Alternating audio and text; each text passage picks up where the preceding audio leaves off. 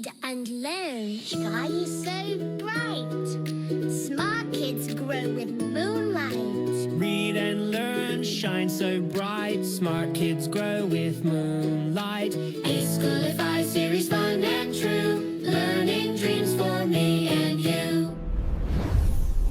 Welcome to eSchoolify series. अस्सलाम वालेकुम, Syeda Mariam Naqvi's here from the moonlight international publishers. प्यारे बच्चों, कैसे हो आप सब? आज हम सीखने जा रहे हैं हरूफे तहज्जी में सीन और शीन के बाद बारी आती है स्वात और स्वात की। तो लिखना सीखेंगे स्वात, उसकी आवाज और उससे बनने वाले ज़ख़ीरा अल्फाज। पहले हम देखेंगे, सीखेंगे स्वात लिखते कैसे हैं। देखिए, गोल घुमा के, ऊपर जाके, आंख बना के और टमी बनाए, क्या बन गया है? स्वात। स्वात कहता है स्व, स्व कहता है सोफा, कितना प्यारा सोफा है। स्व कहता है सुराही, सुराही सोफे के सामने रखी है। सुराही कहाँ रखी है? सोफे के सामने। और किस कदर खूबसूरत है। सोफे के सामने क्या है? सुराही। सोफे के सामने क्या है? सुराही।